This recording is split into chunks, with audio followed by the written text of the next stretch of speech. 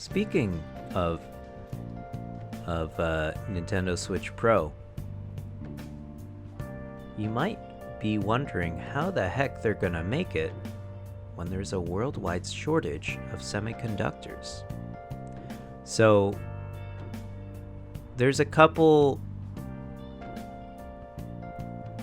reasons. Obviously, okay. Here's the lowdown. Semiconductors are made from silicon. Whoa!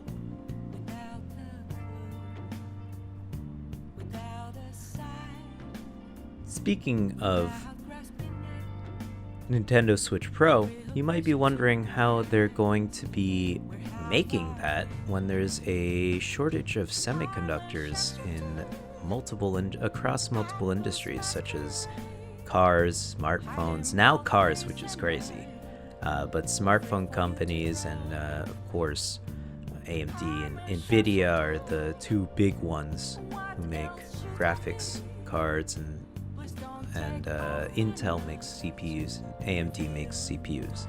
So in order to make graphics cards, you need silicon. That's typically and silicon dioxide. That's typically what they're made out of nowadays. Of course, you might find whatever your super high-end stuff, which has a different semiconductor in there. But those are all proprietary at this point. If you're buying any consumer grade CPU or GPU, it's gonna be on silicon. And that's because it's fucking cheap. Or it's cheap enough to be, and essentially the way it's made and the abundance of the material combined to a price point in which making it on silicon, making a semiconductor on silicon, even though it might not be the most efficient material to make a semiconductor on, is the cheapest route.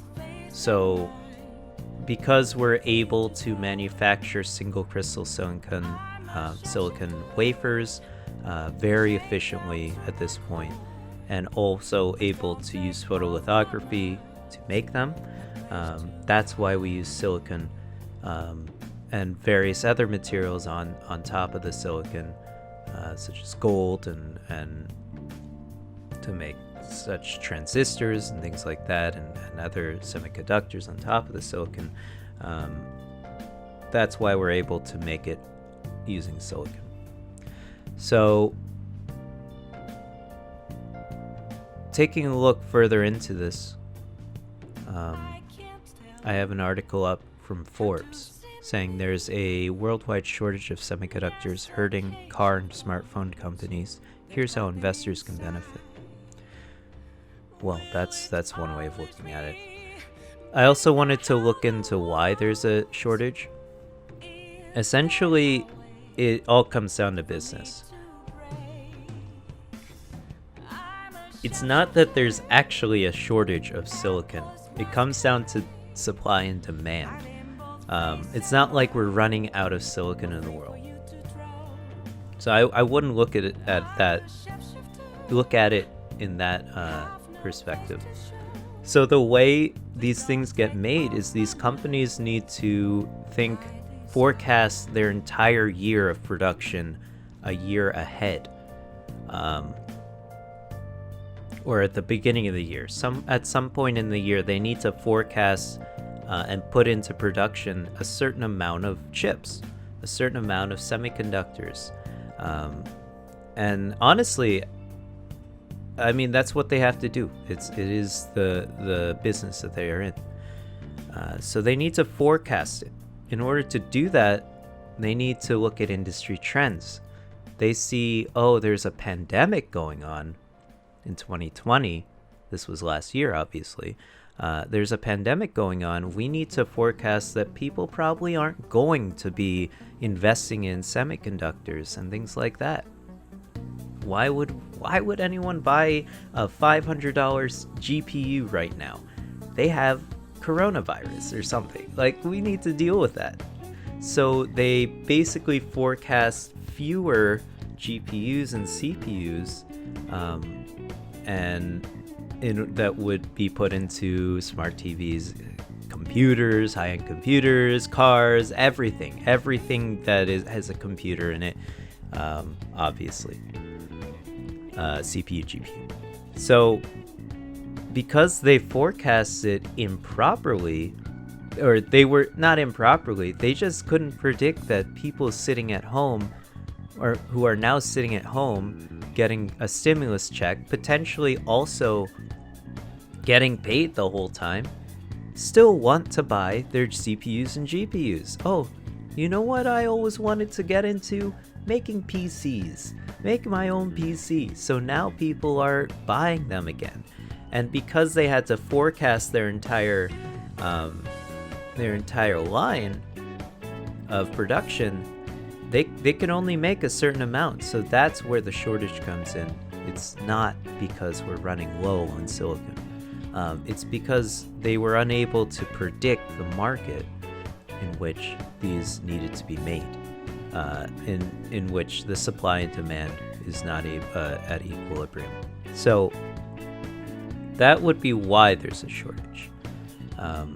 They also, the car companies, which is a funny one, of course they had to do a similar thing. They take a look at, people are probably not going to be going into work. That sucks. So people are probably not going to be buying new cars. So we have to reduce our production because we're going to eat in the end if we make too many cars this year, or too many CPUs for cars, for instance. So the problem with that is that once people started going back to work, they realize, I don't want to take the bus. I don't want to take public transit. That's disgusting. I need to get myself a car now. So that's where that shortage is coming in as well. That's why you see this in the business. So that's hilarious, and that sucks. So it does boil down to these companies not being able to, in a way, of course, it's multiple different. It's a multifaceted problem. Obviously, it's not as simple as saying that, but that is certainly one. That is certainly one way in which this shortage arose.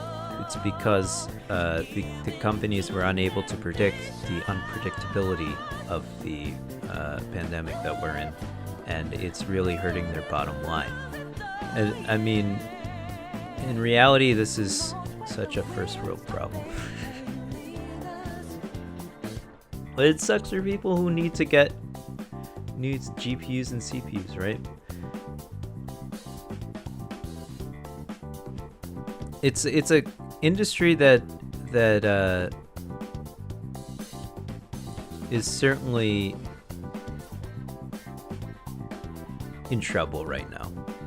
But I think that they're going to, I don't know, because they already had to predict this year, which this is probably the most unpredictable year. Surely, because we've already gone through last year. We already went through the thick of it, but it's impossible to predict how we're going to get out of this problem. So this shortage is probably going to go on, I predict, for another year until 2022.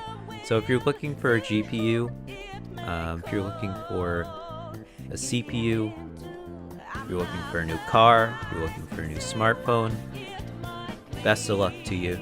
I don't know if that's the move right now, or even a smart TV or a laptop, right?